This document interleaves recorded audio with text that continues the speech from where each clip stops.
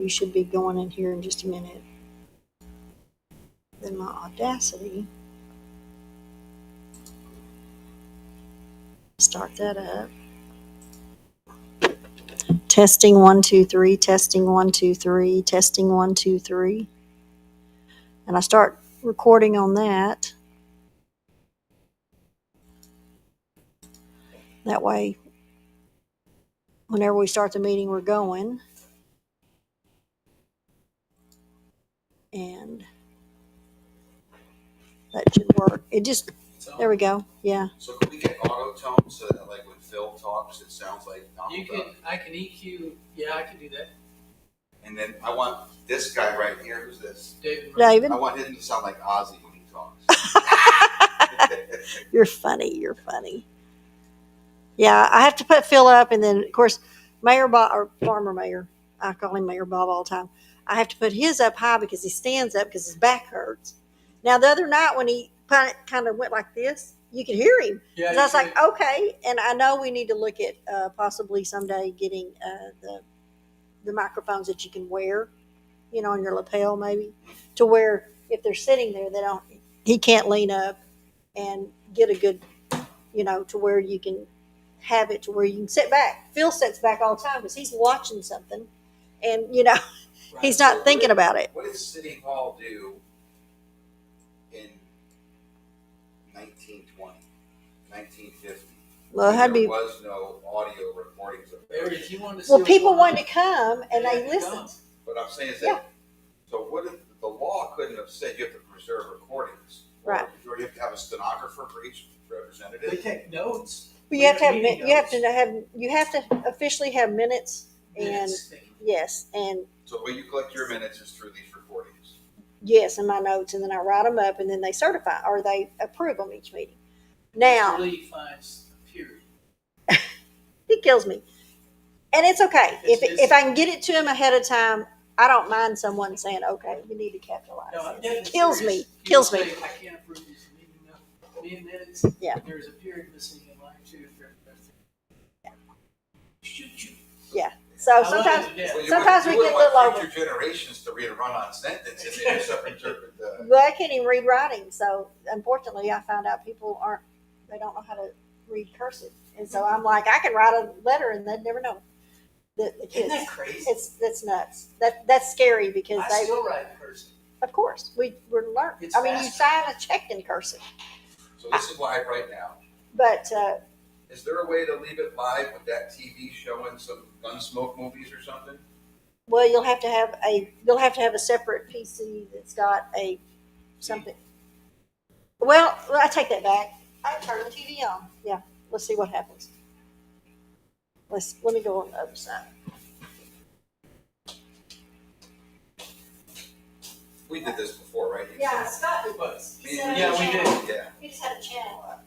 And let's see, I think we could probably go to the smart. Go to Slotsky's.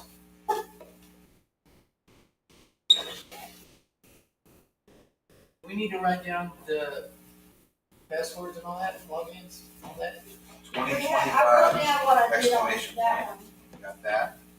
Same thing for that one. Oh, that was 2018. Some of it we already had on the other one, but yeah.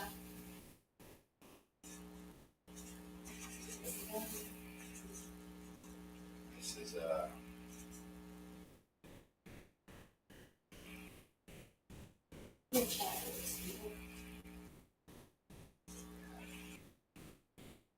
Castroville TX. CastroVilleTX.gov. Made today. Real deal is there's one on the table that is in the best interest of the Well, Canadians. watch Fox You News know has that. Their 25% tariffs will stay in place after President Do we need to point the camera up there, Bob? Between 90 days and It should be on. U.S. officials say they'll also make progress on trade talks with China, but they have to Chinatown. before their tariffs expire. In Washington, Renee Castro, Fox News. Right, so much for that, we're waiting into this tariff. That wasn't that bad, guys. Leave that on. Are we just gonna leave it on till, how long you wanna leave it on? I guess. Cause you're gonna go home. Probably about 5, because I had lunch. And you're good? Um, Miss Al, you're good? You can log in? yes, as far as I know. I mean, everything, as far as I know. Okay, excellent detail. Thank you. Yeah, because he fixed, I mean, we logged in with the Alsace, the password and all. That makes sense to you. Yes. Yeah, it looks the same, which is perfectly great. Making a visit, see if I can catch something. Testing 1, 2, 3. Testing 1, 2. Check, check, check. Yep. So is this mic on? Yes, they're all on. Well, I'm gonna stop my. Oh, that's number. Let me go back. I'll tell you. He is. Well, it doesn't say now, but it's 1, 2, 3, 4. He's fit. He's number 5. Oh, you lost your name? No, the names are here, but it doesn't say the mics. District 1 is Sheena, so she's 1, 2, 3, 4 is the mayor. District 5 is, let's see. District 4 is 4. Okay, she's 1, 2, 3, 4, 5. He's District 5. So he's number 5. I'm 6. And then Scott's 7. And then the podium's 8. I lied to you. So which one Podium's is? 9. So It'd city be 8. admins 8. I'm 7. He's 6. District 5 is 6. So if you And then wanted to, the podium, you just move it up or down. so with this, what this is, Uh-huh. this is all low end, which makes it muddy if you leave it in there. Okay. This is where we typically tend to speak. So Okay. you can do something like that, Okay. which will make it a little clearer.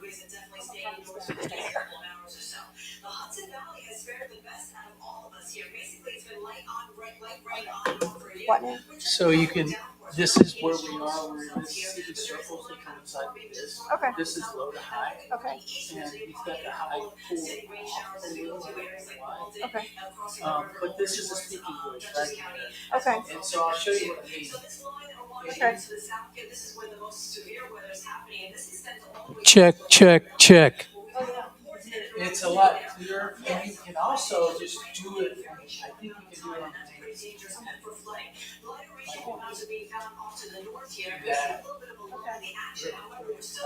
because it always sounded funny to me. But you over here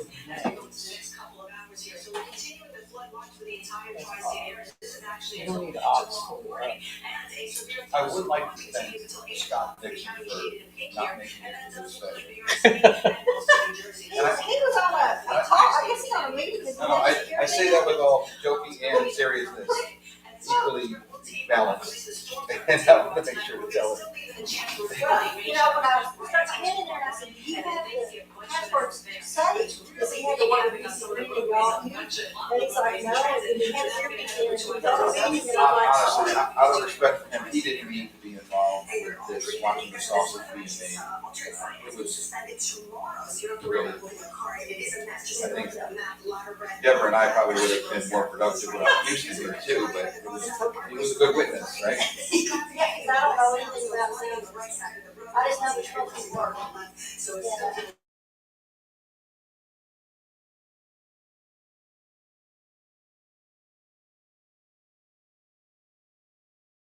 No, as far as I know, if everything comes on, So 11 a.m. is what? check, check, check. Do you think of anything other than a full city council meeting that's had lockups or issues? No, but and the thing is, the only thing is, and I'm gonna tell them to be sure, the other board meetings have been going on like an hour long. But I don't know if anybody listens to it to where they can text somebody in and say, "Hey, the sound's not working." Check, Now, the park board, check. Helen Delavan, which is the one who used to text Scott when we have issues with the sound. She sometimes comes, but a lot of times she listens to it, and so she would be the one that would reach out and say, "Hey, we don't have sound." But like I said, they last maybe an hour. P and Z maybe 2 hours if it's got several subjects. But other than that, it just seems to happen. When we have long meetings. I said, it's just telling us not to have long meetings. I guess. I don't know. Check, check, check. 1, 2, 1, 2. Hey, check. Get that off there. Make sure. Cascade equalizer. Okay, I'm good with that. I'm just gonna, you just close this mixer down? Uh, Or you yes, minimize it? yeah. Just, if we're leaving it on or if we're not, Are we leaving it on, Bob? do you wanna leave the mixer on or do you wanna just leave the camera on? I heard earlier you say something about you going to get something for lunch. Your Yeah, work day's well, over. Yeah. it's over, lunch is over now. But I was gonna say, I'll leave the How camera long do you on. stay here? Well, it depends, sometimes I'm here a long time. We Today just I'm- leave it on till 5. Okay. Yeah, I'm just gonna say we can turn the microphones off, cause that really doesn't have anything to do with the camera running, per se. I don't care, or we can leave the whole thing on, then I'll come in and shut I want to it. leave it all the way it is, and we'll just keep monitoring. Yeah. I got YouTube on, you got Facebook on. Yeah, I need to turn the volume back up so they can hear the other show. Is it still on? Or did you turn the TV on? No, I didn't. It's on. I just muted it right now. Oh, okay. Was There you go. here in the middle of the road waiting to be totaled Okay. with another Here, city. Bob, Just leave it there. And the issue Don't here get that we so- saw too was that Thank you, there Deborah. was so much debris Thank you. flooding, over the drains here, covering the drains so the water could not get by.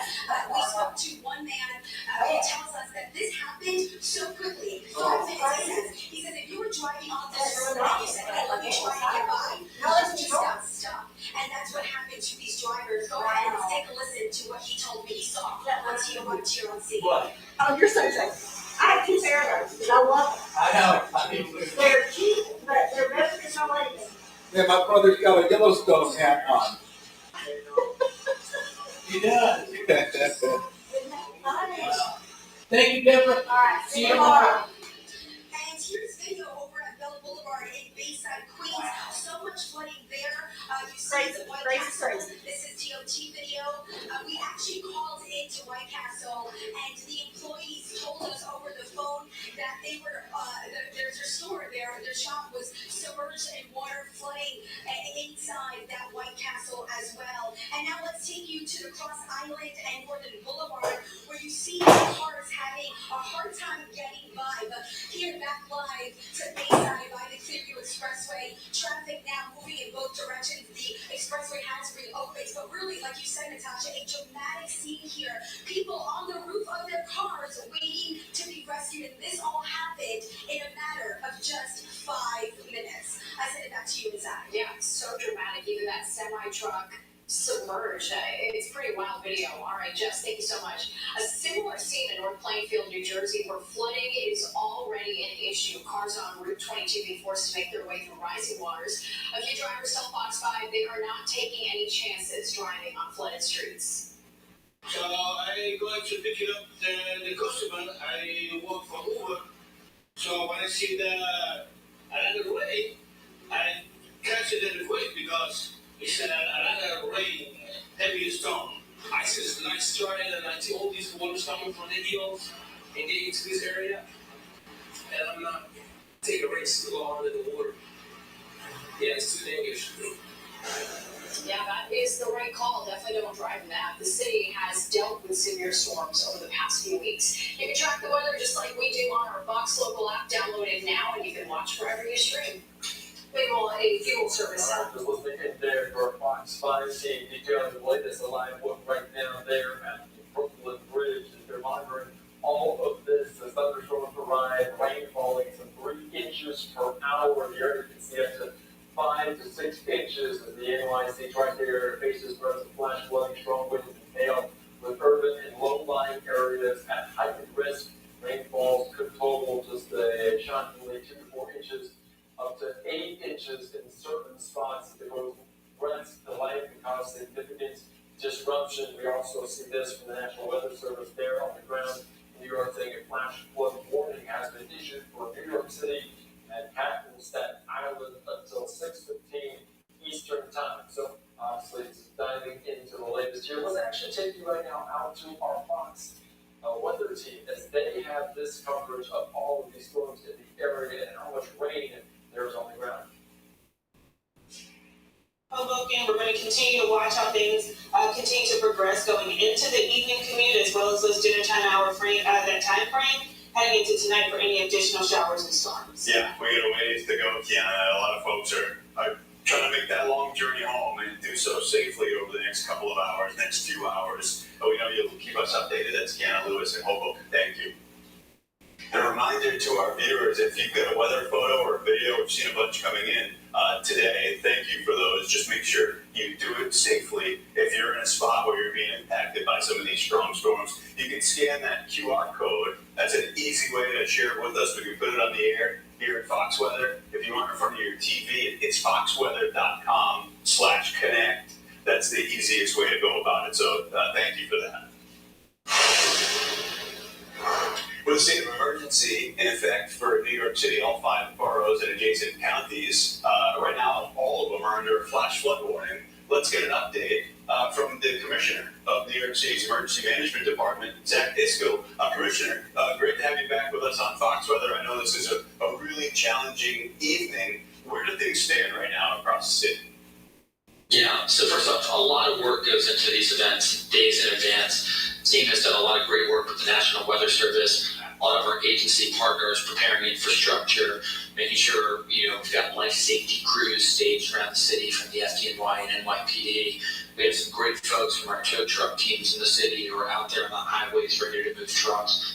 And so right now, we've had some pretty significant impacts around the city, mostly impacting roadways and transportation networks. Right now, we're hoping that this is the tail end, but as you said, we've got these watches and warnings in place through later this evening. So, Governor Hochul issuing that state of emergency for the city earlier today. What does that do for your department? What does that unlock for an event like this? Yeah.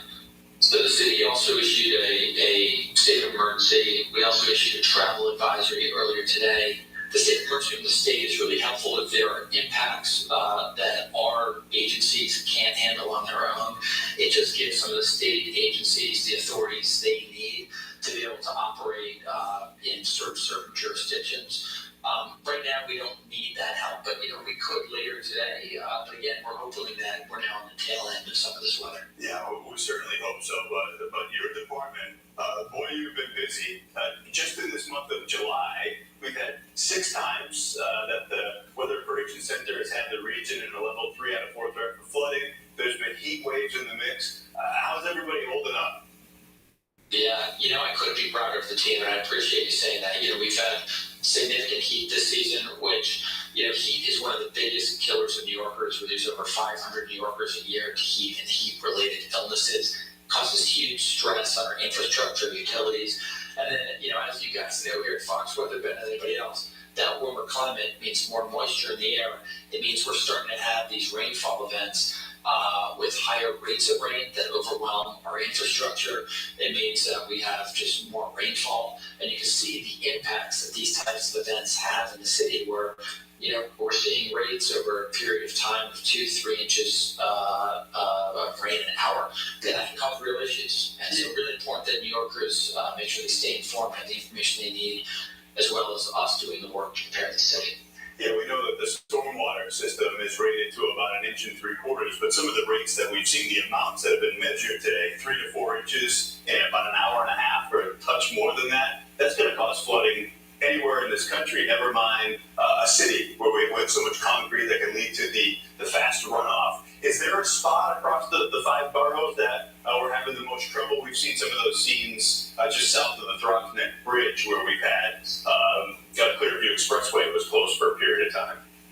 Yeah, earlier we had some issues in the Bronx, then, some issues in Queens and Brooklyn, certainly some issues down in Staten Island. So it's been spread out around the city for this event.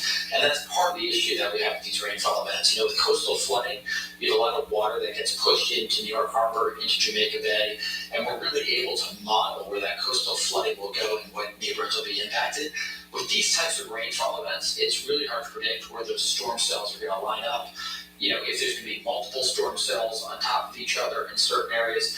So really, for these types of events, we have to prepare not just for specific neighborhoods, but the entire city. Right. We call it nowcasting, live storm tracking, and I know you guys do a lot of that at the office, managing your assets. There's the Clearview Expressway now in Queens, moving again in both directions. So some great scenes there. Commissioner, again, thanks for the hard work. We know how busy it's been through the summer, an active one, not just for this particular event, but through the whole stretch. Thanks for taking the time to update us here on Fox Weather. Thanks for having me on. I appreciate those words. I'll pass it on to the team, but they have been doing great work this summer, so thank you. You bet, thank you. That's the New York City Commissioner for the Office of Emergency Management Director. All right, just listening to their Fox Weather team doing a great job there, breaking it all down, talking to some of the emergency management services, and they are expecting 3 inches of rain per hour. You can imagine it's such an urban area, low-lying area, concern, life-threatening concern over potential flash flooding and flooding in that region. All right, I'm back here on Line Out Fox. We're going to continue to monitor that out of the East Coast. Coming up after the break, we're going to slide out west and hear from California Governor Gavin Newsom. Ask for Fidelio Quattro and make your dog a Quattro dog. You're busy. Deadlines are looming. You've got events to plan, people to impress, and a brand to elevate. With Ford Imprint, you get more than promo products. You get certainty. From trade shows to team milestones, Ford Imprint gives you personal service, design expertise, and unmatched quality. On time, every time, with a 100% satisfaction guarantee. Be Ford Imprint certain. Visit FordImprint.com for promotional products that work as hard as you do. Ford Imprint for certain. How does IT feel the field? Like simplifying global device management from shipment to security in just a few clicks. Feel your forever people platform.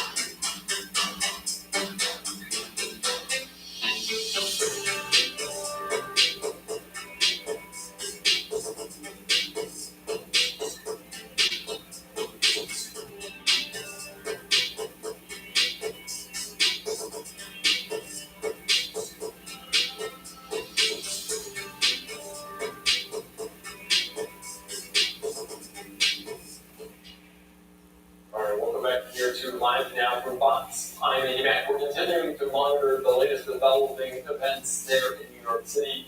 Rain in the forecast, as rain already starting to fall. You can people at ponchos, umbrellas out in the heart of Times Square, and they are preparing for 2 to 3 inches of rain per hour, according to the National Weather Service, and the airport's dealing with departures, delays, also flooded roadways, including the different expressways there coming in and out. There's a lot of people coming and going. This is rush hour, 5:15 local time there in New York City. All right, let's slide down the coast a little bit. Also dealing with some weather there in Washington, D.C., although it looks like it is no rain right now taking place. But we want to take you right now out to day 2 of the NTSB hearing. This revolving around that. Obviously, the plane collision, the mid-air collision happening back in January, 67 people losing their lives. Let's take you out day number 2, and there will be a question. The NTSB, the FAA involved in this. Let's take you out to some of these experts and what they're saying on the ground in our nation's capital. With or without goggles? No, without goggles, it's very difficult. I might be able to pick up an anti-collision light, but it's much more difficult to acquire targets without goggles. Okay, looking at the tape and everything of the accident flight, it looks like when the call was made for the traffic from the tower to Mat 25, it looks like the helicopter was heading a easterly heading, somewhat towards the tidal basin. I mean, if it was easterly, it'd be only momentarily. It's a primarily southern route, so I mean, you would have to turn the aircraft east a little bit, to right, and then a western turn to the left. But it's very minor. It's almost a due south heading. So, when looking for that traffic, what position would you be saying out to the right side, 45 degrees. In vicinity of where again, sir? When they make that turn towards the tidal basin from the Memorial Bridge. It'd be the 1, 2 o'clock high. 1 to 2 o'clock high, okay. All right, and as you proceed down the wharf area towards Haynes Point, would it be any easier to break this traffic out as with goggles and without, or without? Yes, it would be, definitely easier with the goggles, but it would be easier after I rolled out on the wharf because now I'm in a level, flat profile, and now I'm not in a turn because it is harder to detect targets while in a turn. Okay. Now, if there's traffic off the left side, there's some elevation change there also, the city on the east side of the river. The lights would come up a little bit. Is that a factor? That's correct. There is rising terrain in the vicinity of JBAB, Joint Base Anacostia Bowen. Okay, so would that make it more difficult to get any traffic off the left side then? Yes, definitely, especially at that altitude because of the rising terrain. Okay. And let me go back to picking up the initial traffic call. It would be probably picked up first by the instructor pilot in the right seat. But how easy it would be for the pilot in the left seat to pick up that traffic? Whereabouts are you talking, sir? At Cabin John? When the first call? At Cabin John, relatively easy. You're not.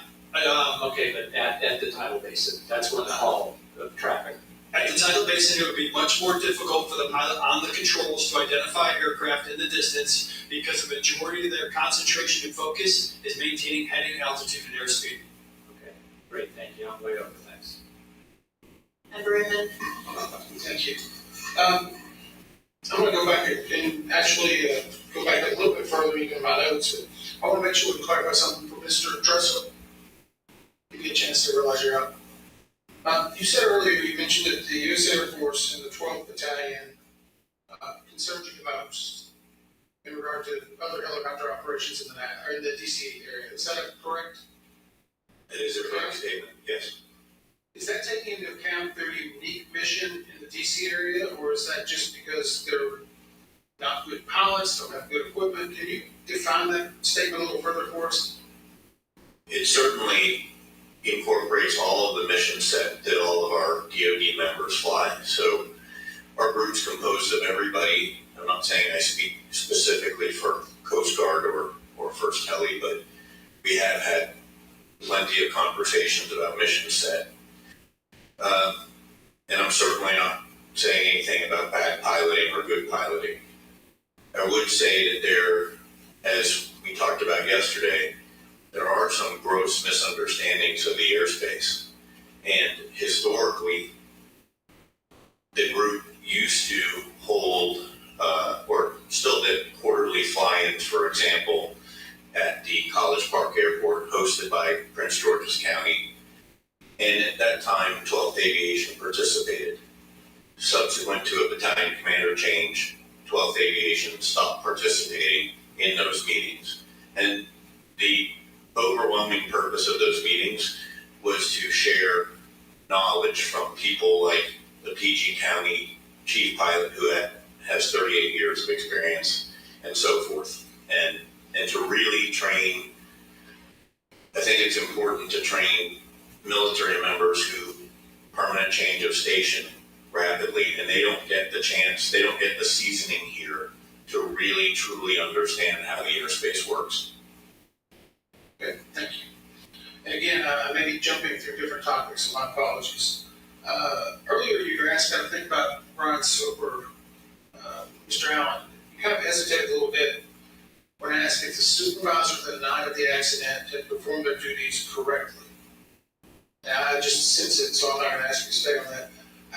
My question, I guess, is in regard to the staff that are working in there that you're managing and training, do you have the ability to select, move, change, or are you just handed by the FAA certain employees to work in that tower? How much actual input do you have in the people and your ability to either coach them up or coach them out?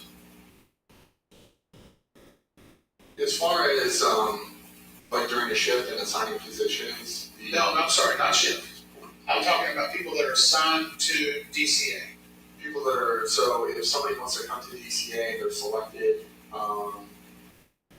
in the NSEP process, we can rank folks, and we do that in collaboration with the NACA counterparts within the facility. And then that ranking is then determined by the priority placement tool in the NSEP program, whether we receive them or not. What's a priority placement tool?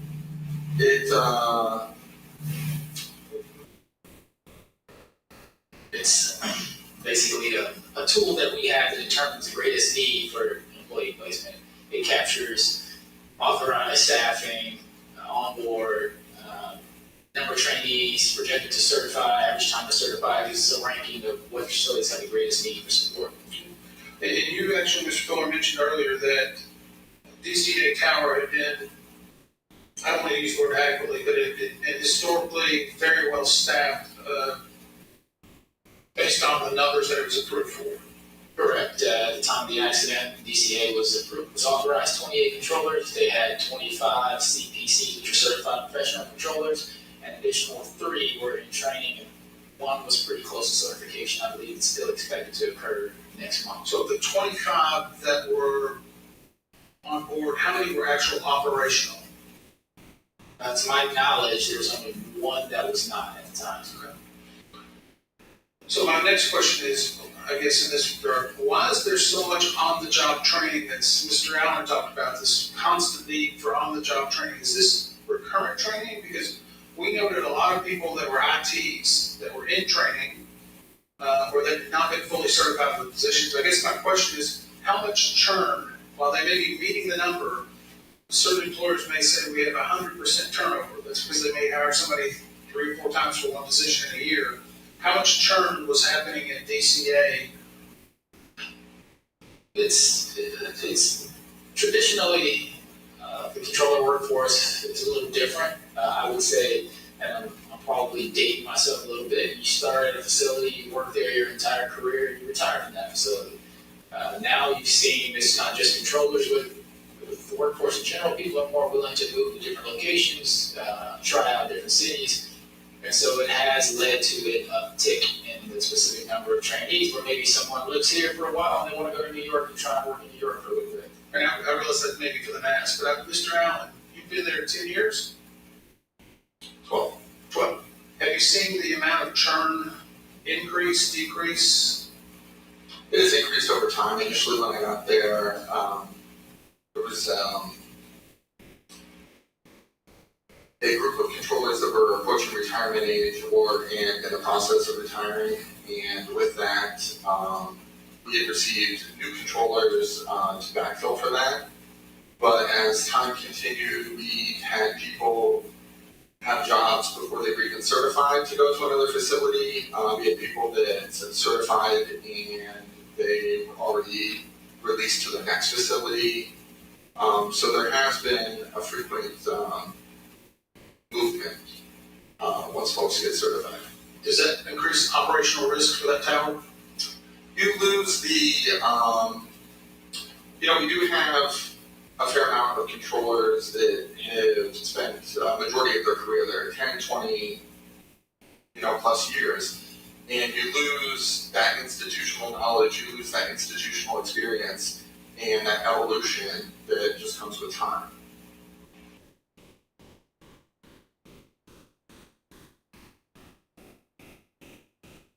Oh no, we're not going anywhere. I'm gonna,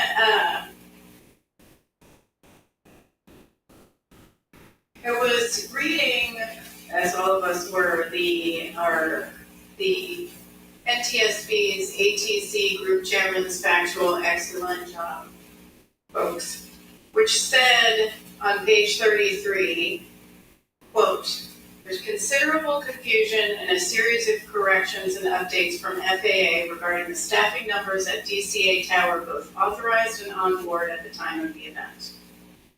In fact, there were changes we received for 6 months on how many people were actually in the tower, who was in the tower, how many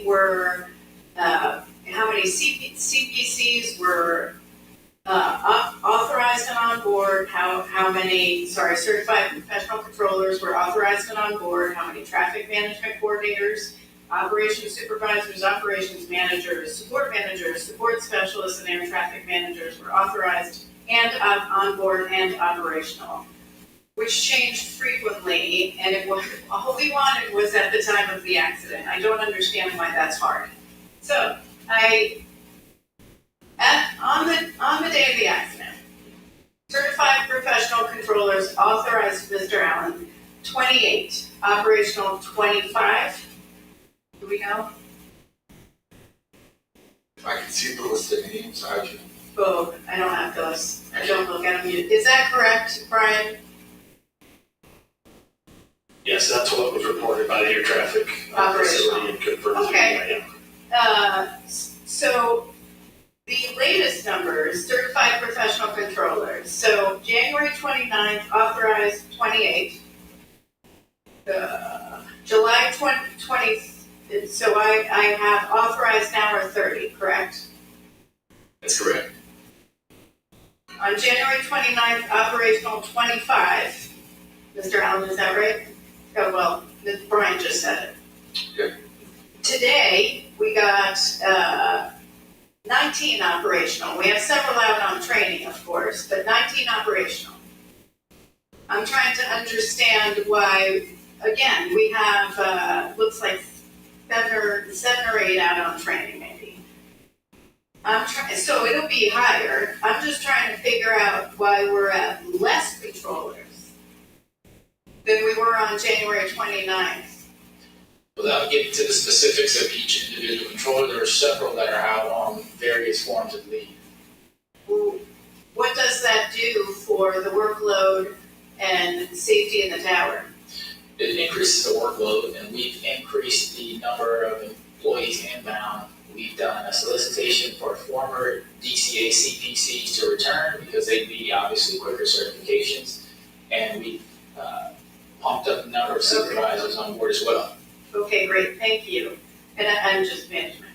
On January 29th, authorized 3 traffic management coordinators. Today, we have 0, because 2 are out on training. Operations supervisors, authorized January 29th, 6. Authorized 8, operational on January 29th was 2 traffic management coordinators, 0 today. Operations supervisors, 4 operational on January 29th, 4 today. Operations managers, 1 operational January 29th, 2 operational today. 1 less support specialist, 1 more support manager, and the same number of air traffic managers. In total, we have less people than we had on January 29th. So, with that said, Ms. Chendi, you said it's in the works earlier. I just wrote this down. It's in the works to reassess the arrival rate. Yes, it is. Can you talk about that? Okay, so currently the arrival rate was suggested, of course, after the incident, as mentioned by Mr. Lehman earlier, it's down to 30. So that's where it is, I would say, temporary until we do another assessment. And that assessment, again, is going to involve the all the runways that are going to be used, the capacity, and again, our fleet mix. What are the pilots? Are we using runway 33 or not? All of that is going to go into account before we come up with the arrival rate. And would it go down or up? Okay, so permanently, the rate without our temporary adjustment is 36. So more than likely, if we're not using runway 33, it would be going down, not up. Okay. So, and are you going to do a safety risk management panel on that specifically, on arrival rate?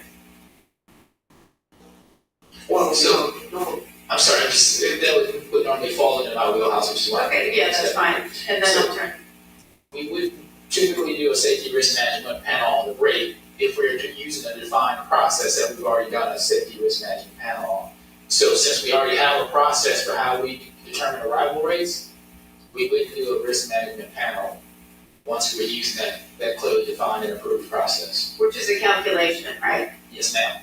I'll come back to this. Member Graham? The offloading to runway 33, I know we talked a lot about that. Is that purely at the discretion of the local controller to offload to 33? Yes, that would be their prerogative unless the pilot requested. And is that just for trying to fix the incoming and outgoing sequencing and separation issues, I assume? Yes. Okay. Chief Warrant Officer Van Vechten. Sorry, I get your name wrong. That's fine. I wrote it down wrong, and I keep saying you got to change it. Can you tell us a little bit about? I think it's called the Risk Common Operational Picture document that is used before you go on a flight, and how NVGs play into that risk assessment?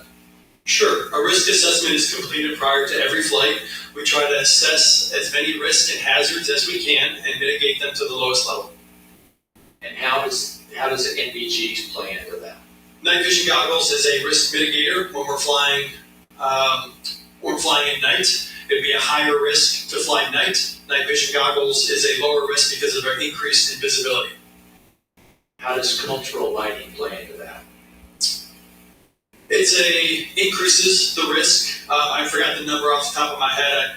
We have a numeric value 1 through X. I think it increases by 1 because of the complexity with the cultural or city lights.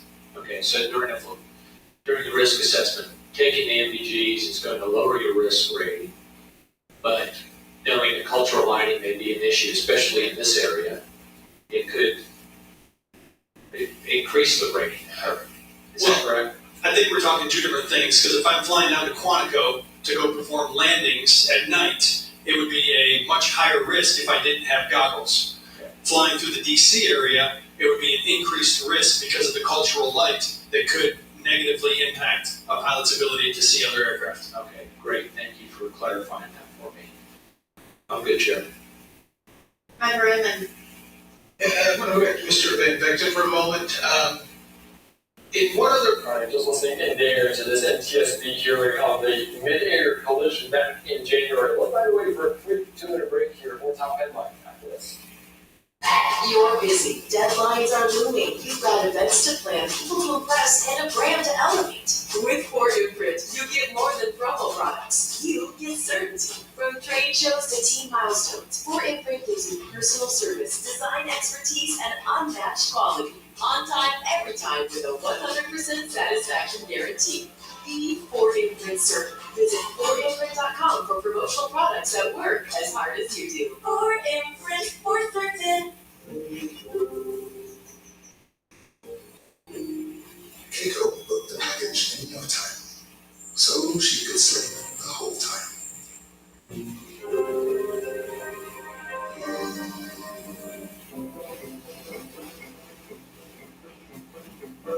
Pedro's parents got more than they bargained for. A good deal and a new best friend for their son.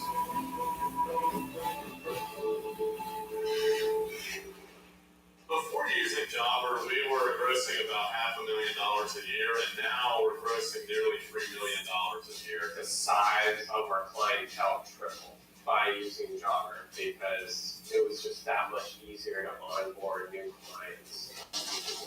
My business has grown 900% since using Jobber.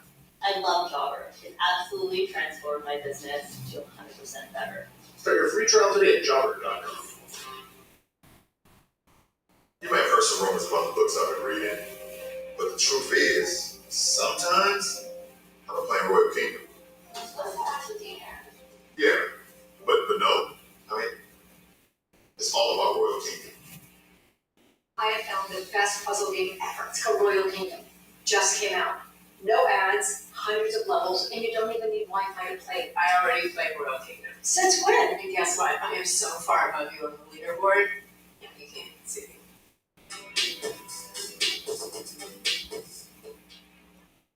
All right, welcome back in here to Live Now for Fox. I-89. You're looking at several live pictures there in New York as a state of emergency has been declared in the Empire State, also in New Jersey, after they're dealing with flash flood watches and warnings in large portions of that area. Rainfall up to about 3 inches per hour. So concern there for life-threatening flood in that region. I want to put up some of these posts here on social media, including from New York City Mayor Eric Adams, saying I've issued a state of emergency to travel advisory flood watch in effect until 8 a.m. tomorrow, so Friday morning. Stay where you are if you can. Don't drive. Roadways are flooding and crews are responding. If you live in a basement apartment and happen to move to higher ground, move now. So let's take you out to this video in this post here and listen in to what he has to say. New York will under a severe thunderstorm watch until 8 p.m. and a flood watch until tomorrow morning. As such, I am issuing an emergency declaration for New York City. Storms are already causing severe flooding in some parts of the city. We expect up to 3 inches of rain, with some areas possibly seeing even more. The heaviest rain will be this afternoon through tomorrow morning. Please stay home if you can. Let our crews to do their work. Check on your neighbors, and if you live in a basement apartment, move to safety now before flooding gets worse. Call 911 if you need help, and call 311 if you need information. Follow Notify NYC for the latest update.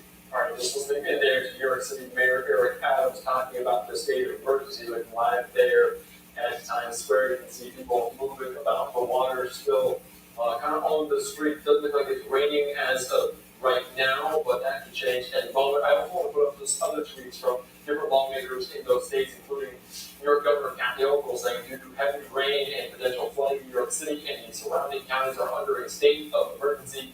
Be alert, be safe, be smart. We'll get through this. And also they're mentioning the tri-state area. So in New Jersey, the Lieutenant Governor issuing this warning. He said due to the severe thunderstorms with the potential for flash flooding, I have declared a state of emergency across the state. Please monitor the proper channels for the duration of these storms. Remain off the roads and indoors unless necessary. Stay safe, New Jersey. So obviously tracking all of this here on Live Now from Fox, and you can see the amount of rain. They had this forecast for quite some time, understanding that there might be a significant amount of rainfall in just a short time frame, which would cause problems there for different large urban areas in the Northeast. So you can see the storm now moving a little bit off the East Coast into the Atlantic here. So we're going to continue to monitor that. Until then, let's take you now back out to Washington, D.C. And this is day number 2 of the NTSB, the National Transportation Safety Board, hearing about the mid-air collision earlier this year, more than 6 months ago, that took the lives of 67 people as that regional jet, the American Airlines jet, landing from Wichita, colliding with a Black Hawk helicopter over the Potomac River. Let's take you out to some of these comments, questions, answers in our nation's capital. Facility if this accident occurs somewhere else. I'm just trying to figure out what lessons learned, or if we need to make recommendations, will it be something that the FAA will actually adopt? So part of it was in an effort to be helpful. Let me explain the way it works. We have a call center at the command center in Warrenton, Virginia. They take all the calls of significant accidents, incidents, occurrences. They're also the ones who typically coordinate to get drug and alcohol testing going on. In this particular event, when we were notified of the crash here in the Washington, D.C. area, some of those investigators that would normally handle those duties went out to the facility at DCA to help with immediate on-site data collection. And so in the transit time, getting to the facility, collecting data, doing all those different things, they weren't in a position to then coordinate drug and alcohol testing and going through all the checklists that we typically have. And so once they got the call scheduled with the director from Atlanta, that's when the determination was made to have drug and alcohol testing. Now those employees had already left the facility. Some of them, again, hadn't been there for 11 or 12, 13 hours.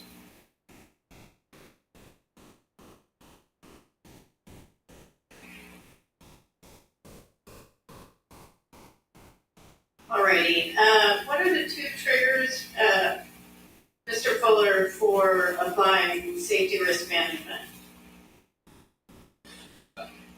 Safety risk management is something we apply all the time, but primarily it's when you introduce a new procedure or equipment, or you have identified an existing hazard within your current procedures or equipment, or something is identified using your SMS practices. Okay, so I'm looking at FAA's safety risk management process. E, page 9, 80 FAA order 8040.4C, triggers. There are two basic triggers for applying safety risk management, SRM. The first is planned changes that control, generate, or affect an aviation hazard. And the second is the discovery of potential hazards or ineffective controls from the safety assurance process. So if there are planned changes to something, do you think reassessing arrival routes? I understand you have how you calculate it, that's laid out in your receipt orders. Why would you think you would not want to look at any potential safety risk caused by changing the arrival rate? Again, I think the important thing is we've identified that the process of setting these rates has proven to be safe. And since we've identified that that process has been proven to be safe, and it correctly identifies any hazards and risks, we would therefore need to do a subsequent additional SRM. I'm wondering if others along the line here, maybe not you, Kenneth, you might not have a view here, but others, do you have a view on that? I think the process is a calculation. Go ahead. Ms. Chendi. Okay, yes, the process is a calculation. If I could just say this about the rate, we could go through the process right now and come up with a rate of 20 for DCA. We could say that, but it would not do anything for the number of flights that come into the airport unless we actually put in traffic management initiatives to manage that demand. So I say that to say, we talk about the rate. Really, the tower is concerned with the spacing that the TRACON provides them. Do you believe that's where the focus should be? Correct. And I've back to miles and trail. Say that again. Did you say miles and trail? Correct, miles and trail. And actually the rate that my colleague provided as far as 4 miles and trail was what the tower requested. And unfortunately, that night, they weren't provided 4 miles and trail to the runway threshold. I reviewed it as well. And can I stop you right there and ask, what were they provided that night? Less than that. 2.5, okay. Well, they never went below 2.5. So it was more like 3 miles, 3.5. However, after about, I'd say like 15 minutes, you notice they actually started providing the 4 miles and trail to the threshold. So they made the adjustment, providing going to 5 miles and trail to that transfer control point, which with the compression that goes to 4 miles to the runway threshold. And after a while, that phone call did go into the operations supervisor, and they went back to providing less than, of course, the tower had approved the request of them not providing that 4 miles. Okay. Now, if I can just finish, okay. So I actually reached out to the TRACON and I asked, I was like, there was something interesting about what was happening here. What is different? The operations manager looked into it and he said, well, starting that flow, they had literally just opened the final position at the TRACON. So the controller was sitting trying to get used to what was needed, what they needed to provide the tower. from them reviewing it as well, they realized, okay, they got comfortable and then they were able to provide the tower with what they needed. And that's how you notice they were providing what the tower needed.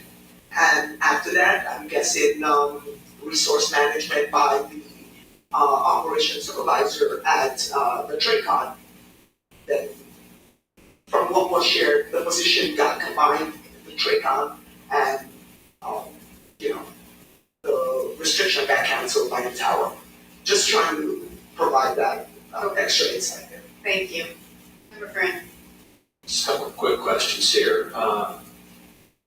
Mr. Allen, did they ever offload to runway 422 at DCA? Runway 4 is for departures only. Okay. 22 ever? Too hard to go around. I noticed that runway's closed right now until the end of December. I guess that's what the NOTAM says here. I guess it just says to landing on runway 4, but takeoff and landing on runway 22. So runway 4 is only used for departures, runway 22 is not really used. Okay. Yeah, I'm just looking at the NOTAM right here for today through December 31st, according to this. Assuming my application is, I'm just curious. It will continue after in December, then they'll just redo it. It'll remain a departure runway only, and only runway. Okay, so it won't be taken into account to the arrival review, right? Okay, that answers my question. Thank you. Member Inman. All right, just listening in there to these updates from the day 2 of the NTSB hearing about this mid-air collision in our nation's capital, the arrival there of that regional jet from Wichita to Ronald Reagan International Airport there, 67 people losing their lives. So very big tragedy. They're talking about staffing, talking about the use of that runway in particular, just the congestion overall of our nation's capital in terms of those airways and the arrivals of that plane on that fateful night. And again, we're back after this.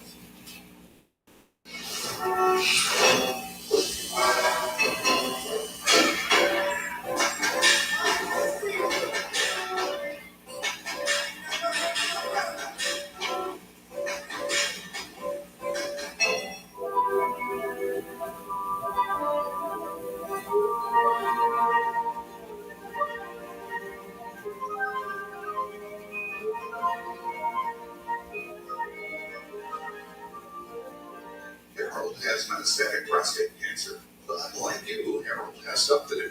He takes Nubeca. Nubeca is a prescription medicine used to treat adults with prostate cancer that is spread to other parts of the body and responds to a medical or surgical treatment that lowers testosterone. It is not known Nubeca is safe and effective in females or children. In a prostate cancer clinical study, Nubeca reduced the risk of cancer getting worse by almost half. You and your doctor will decide if Nubeca is right for you. Nubeca may cause serious side effects, including heart disease and seizure. Tell your doctor right away if you have chest pain or discomfort, shortness of breath, loss of consciousness, or seizure. Nubeca can harm unborn babies and cause loss of pregnancy. Use effective birth control during treatment and for 1 week after the last dose of Nubeca. Common side effects of Nubeca were increase in liver function tests, decreased white blood cells, and feeling more tired than usual. Harold's pensions give him purpose. Life changes when your love doesn't have to. Talk to your doctor about Nubeca. Baker Jew, London.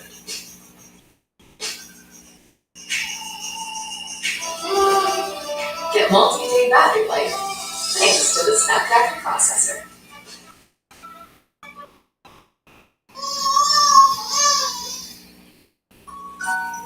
Pampers Swaddlers keeps baby 3 times drier, so your baby stays comfortably dry all night long. Pampers Swaddlers, dry all night.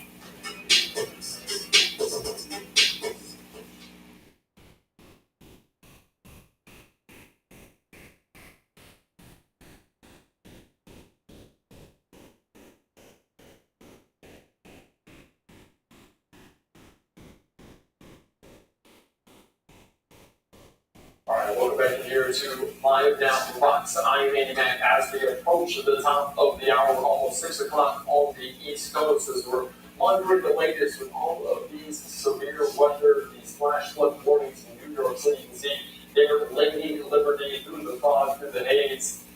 There is they're raining some 3 inches per hour in parts of that, parts of the boroughs there.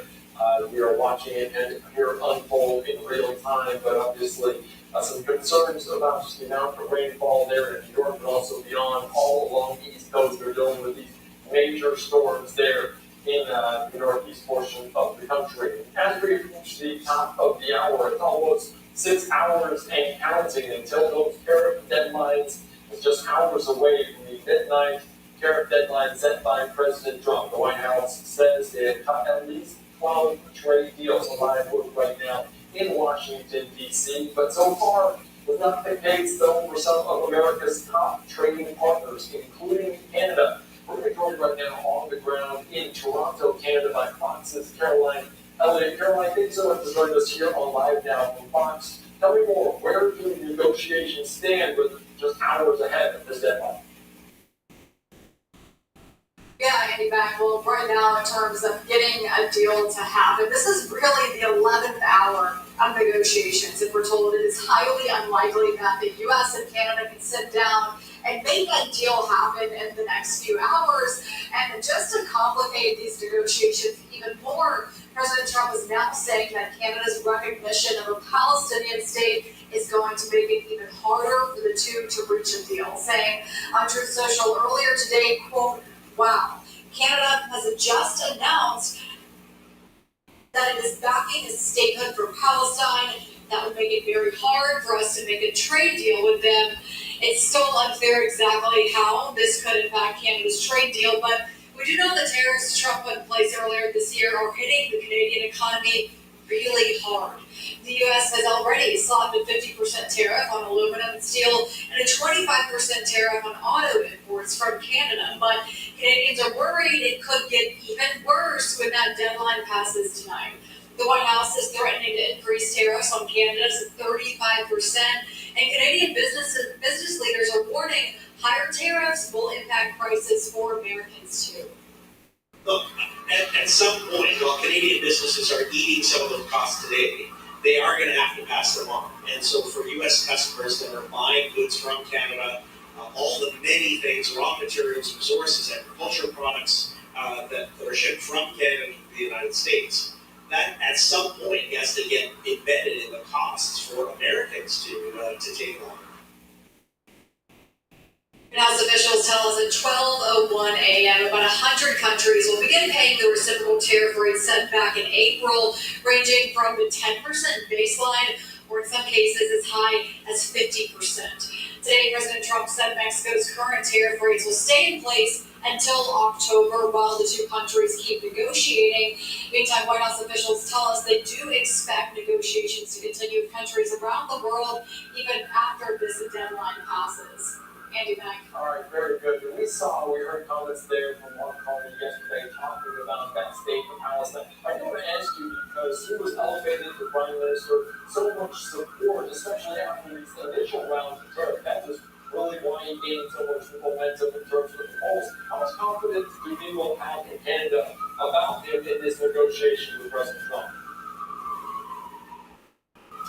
Yeah, well, we do know worldwide the Gaza situation very sensitive for a lot of people here. In terms of the confidence, though, that Canadians have with Carney cutting a deal with Trump, it really depends on who you're talking to. I will tell you, though, every business leader, every business owner I've talked to here in Toronto know how high the stakes are right now. You talk with some businesses who tell you that 85% of their customers are in the United States. So this is really, really important for people. And we're hearing that thousands of jobs and businesses are on the line right now. Yeah, this negotiation there has real implications globally in terms of the economy. All right, Caroline, thank you so much. I appreciate your time here on Live Now Fox.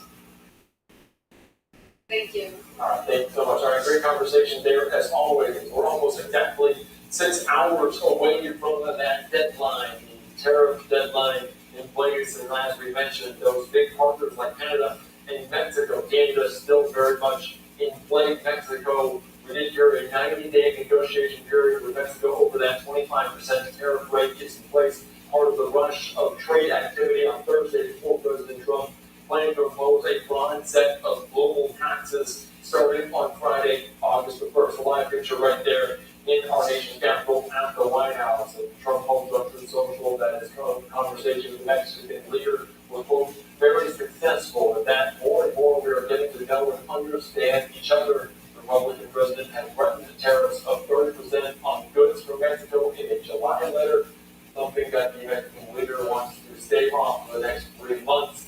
They said on social media, the Mexican leader did, we avoided the tariff increase announcement tomorrow to get a 90 days to build on a long-term agreement through dialogue. The leader's morning call came at a moment of pressure and uncertainty for the world economy. No nations are scrambling to finalize the outlines of a trade framework with Trump in order to avoid simply imposing higher tariff rates that could upend economies and governments. All right, right now here, as we did get into the top of the hour, let's take you out to our Fox 5 team in New York as they're continuing to detail the state of emergency after the major flooding issues. We'll dive into their coverage here right now. There. And flooding on rails too, problems on both the Long Island Railroad and look at this, Metro North. This is flooding a short time ago at Grand Central Station.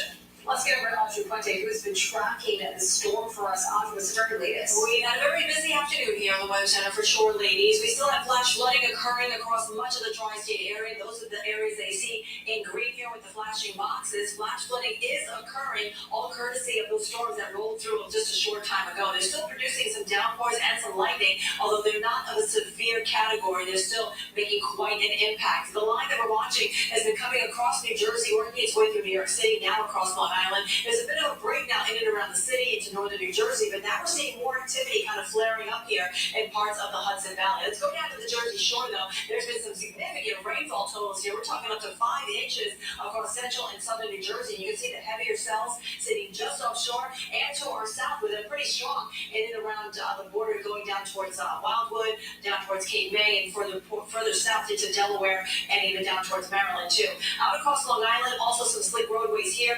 Downpours coming down across Suffolk County. That's been occurring over the last hour or so, so flooding is probably happening there too. We're driving right now in Westchester and Rockland counties, but off to the north, we've been watching this line here blossoming over the last 30 minutes or so. So now we're starting to get some rainfall in and around Sullivan County, moving into Ulster, eventually into Dutchess County too, and it is moving eastward. So not out of the woods, even though it's not raining where you are across parts of the Hudson Valley, be aware that you could still see some rainfall and some downpours too. A lot of moisture to work with here across the northeast. It's all due to a frontal boundary that's stalled over the area. So the National Weather Service is continuing the flood watch right until tomorrow morning, and we won't see things really dry out until late morning tomorrow, so be aware of that. There's also a severe thunderstorm watch continuing in parts of New Jersey until 8 o'clock tonight. It's been discontinued in other areas, and we actually have an air quality alert because of all the heat and humidity from earlier across the entire state of Connecticut until 11 o'clock tonight. So we're leaving the chance for showers and storms at least until midnight tonight, and then after that, it'll just be light rain as we start off tomorrow morning. That rain will clear out. We'll see the sun break through, and we actually have a nice weekend ahead. All the details coming up. Bianca, Natasha. Roger, thanks so much. We go back to the weather flooding throughout the area. This was seen earlier on the Clearview Expressway. It's unbelievable. That's where we find Jessica Formoso. Just how are things looking now? Natasha, Bianca, yeah, it was a dramatic scene. But we step out of the way so I can show you what's happening here. Right now, we're dealing with lots of traffic, backup both directions going east and going west. Once you get to this part here, when you're entering north towards the Bronx, it's moving now somewhat smoothly, but drivers were stuck for hours, and all due to flooding. Take a look. This is Citizen app video. It shows rescue crews on the scene, cars, and even this big white truck submerged in water. You can see there a man on top of the roof of his car waiting to be rescued. The expressway closed down in both directions. Drivers stuck for hours in traffic. Now let's take a look at this other video. This is when we arrived here on scene. The water had receded by then, but the white truck and a sedan still in the middle of the road waiting to be towed. One of the issues that we noticed was debris covering the drains, not allowing the water to go down. Those who live nearby tell us this happened so quickly. They tell me it took all about 5 minutes for these cars cars to be submerged in water. They say this is nothing new for this area. Take a listen to what one man witnessed once he arrived here. Yeah, water was out of control. The tractor trailer was all the way up to the piece of wheels. This might be a we was almost submerged. And the water was just all over the place. Now you're looking at DOT video over at Bell Boulevard in Bayside, Queens. So much flooding there as well. Employees of the White Castle told us over the phone that they had severe flooding inside. You see the cars there also having a hard time getting by. Now let's take you to the Cross Island and Northern Boulevard, where cars were also having a hard time getting around. The rain coming down hard, causing flooding on the road. Now back here live, as you can see, traffic, people just really need to be patient, those who are trying to get home, because as you saw in those images, Natasha and Bianca, very dramatic, a big scene out here just a few hours ago, and that man, I cannot stress, stuck on top of the roof of his car. Luckily, everyone was rescued safely. That's the latest I have here for right off the Clearview Expressway. I'm Jessica Formoso, Fox 5 News. Certainly is shocking scene. Jessica, thank you so much for the update. Meanwhile, some more problems in Queens, this time on Long Island Railroad. This is video from the Bayside Station, which is part of the Port Washington line, and that service suspended on that line. And a similar scene in North Plainfield, New Jersey, where flooding is already an issue. Cars on Route 22 being forced to make their way through the rising waters. A few drivers telling Fox 5 they're not taking any chances driving on those flooded streets. So I'm going to pick it up the customer. I work for Uber. So when I see another way, I cancel the request because it's a lot of rain, heavy storm. I see this nice terrain and I see all these waters coming from the hills and get into this area. And I'm not taking a risk to go under the water. Yeah, it's too dangerous. Yeah, so understandable. The city has dealt with these severe storms over the last few weeks. And a lot of problems on the roads and the rails. Inez is joining us now with more. Inez? Hey, Natasha and Bianca. And we always deal with accident stalls and now we have flooding. So traffic is a gridlock out there. Look right now at the LA by the Cross Island. We saw some flooding westbound there, but you're really jammed up. Parts of the Cross Island, as Jessica from Moso showed you, that's been flooded out, so parts of it's still closed. The Gladstone branch has been suspended because of this reason. The downed tree over on overhead wires. So that has service suspended on the Gladstone branch, both directions between Bernardsville and Gladstone. The Morrison Essex line has a 30-minute delay dealing with the same problems, overhead wire problems. And as we mentioned, the Port Washington branch flooding has that suspended. Right now, the N&W train's having some signal problems, so that's suspended both directions between Astoria, Vidmars, and Queensboro Plaza. Uptown trains are ending service at Queensboro Plaza or 57th Street, and we're still dealing with B and C trains, severe delays. They're still trying to come back from this morning's power issues that they had. Alternate side of the street parking has been suspended, by the way, tomorrow, so you have to worry about your car. The airport's ground stop at Newark Airport scheduled until 6:15 right now. Check for updates, call ahead, make sure you call ahead because it's going to be a big mess trying to get out. LaGuardia has a ground stop scheduled until 6:30, and JFK ground delays 3 hours and 12 minutes, departure delays 1 hour and 45 minutes. Bianca and Natasha, back to you. All right, Inez, thank you so much. We're going to have much more on the storms throughout the show, but you would say... Was listening in there, our Fox 5 team is there detailing some of those issues with the rain, the amount of rain, significant amount in just a short amount of time, 3 inches per hour. Of course, we're monitoring it here closely on live now from Fox. You can see just some of these red monitors of the rain and the storms moving through northeast New York. Right there in the center of it, places like Philadelphia, Baltimore, Washington, D.C. also being the brunt a lot of these major flooding issues. A state of emergency has been declared in New York and also New Jersey over this rainfall. Of course, lawmakers are hearing public health and making sure people are safe right now. How many minutes? Let's slide away for a break. When you're hot, nothing feels better than the gentle cooling breeze of a ceiling fan, right? The problem is you're going to spend hundreds of dollars on the fan and just as much to have it installed. Not anymore. This is the revolutionary socket breeze by Bell & Howell. The amazing 2-in-1 ceiling fan and light. Literally takes 10 seconds to install. Let me show you. If you can screw in a light bulb, you can screw in the socket breeze light. Is that easy? Or is that easy? Socket breeze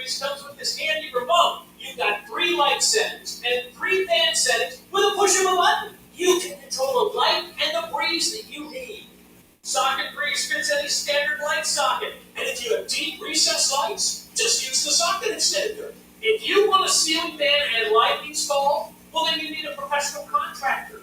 Or you can do it yourself and install socket breeze in less than 10 seconds. So easy. It's easy to install and I can move wherever I want. Socket breeze is great for workshops. Now I've got a light and everything, wherever I need it. Installation is as easy as screwing in a light bulb. I don't have to worry about it being permanent in just that room. Socket Breeze delivers portable, powerful, cool, refreshing air and bright light wherever and whenever you need it.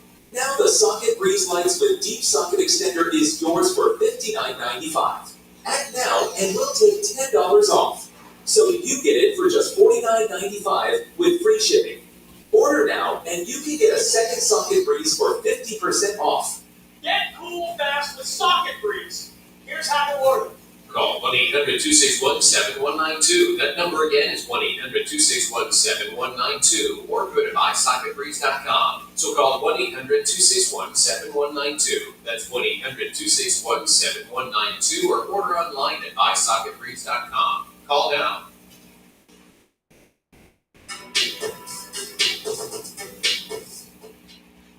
All right, welcome back to Tier 2 Live now from Fox. I'm Andy Mack. Let's quickly take you out right now to day 2 of this NTSB hearing talking about the deadly mid-air collision back in January near Ronald Reagan International Airport. Let's listen to this on Live now from Fox.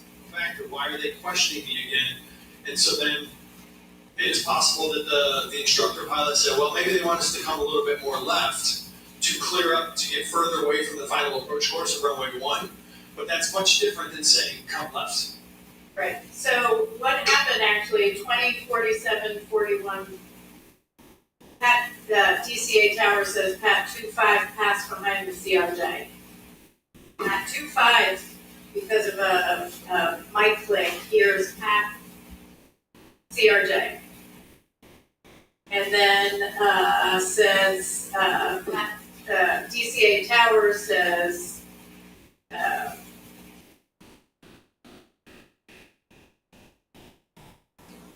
actually, you hear Pat 25 has aircraft in sight, request visual separation. DCA Tower visual separation. Then you have the pilot instructor, and I'm trying to take out words here about individuals, so I'm not stating who it is. So the pilot instructor says, all right, kind of come left for me. I think that's why the local controller is asking. And then the pilot flying says sure. All right, just listening in there, Jennifer Holiday, the chairwoman, talking about this, the NTSB hearing on this DC mid-air collision. All right, I'm Andy Mack here on Live now from Fox. And of course, we're commenting on almost the frequency of some of these near misses and concerns with the aviation industry. And another one, a scary incident. This just in the last day in Minneapolis, Minnesota, live look right there at the Twin Cities. We're joined right now on the ground outside of MSP International Airport by Fox 9's Rob Olsen. Rob, thank you so much for joining us here on Live Now from Fox. What more can you tell us about this latest incident? Well, this was last night, a flight from Salt Lake to Amsterdam that had to make a landing here at MSP International after some what the airline called significant turbulence. It occurred over Wyoming, and in the end, 25 people injured, 18 passengers, 7 crew. None of them, a handful checked out at a local hospital, but all of them released here. We caught up with some of the folks that were on that flight today, coming back to get their luggage to get on a different flight or different flights here, who told us about how quickly and suddenly and extreme this was. The guy in front here, it wasn't like a flew through the air. Eric Rivera snapped a couple of pictures of the damaged ceiling at Delta Flight 56 when anything and anyone not buckled down suddenly flew up with a plane rapidly dropped, including one of the passengers just a couple rows ahead of him. He was hanging there, somebody next to him was holding him by his hands, calling him down. Yes, he was still Yeah, up in the air. stay there, yeah, Because it was descending so quickly. Yeah. They returned to the MSP baggage claim to get their waiting luggage for another flight to Amsterdam to make it home to Belgium and still a bit rattled. Every time I talk about it, I get more emotional, maybe because we have to fly out this evening also. Their flight from Salt Lake to Amsterdam making an emergency landing in the Twin Cities Wednesday evening because of injuries from what the airline calls significant turbulence. It was a very scary experience. And this lady, this person, she was seriously injured. We saw her lying in the hall. This flight track from FlightAware showing the Airbus A330 over Wyoming when it dropped about 1,300 feet in 90 seconds after a couple of other quicker jolts of rough air. At third time, suddenly it was just amazing. Suddenly I was sitting right next to the drink carts, and the drink cart went flying all the way to the ceiling, and everything was spilling all over, and I got drenched with liquids, and the car hit some vehicle. Of the 25 people hurt, 18 were passengers, 7 were crew. The extent of injuries not disclosed, but all were treated and released. Passengers rebooked after staying overnight. So we didn't sleep, we went to the hotel yesterday evening. And all the pool party gets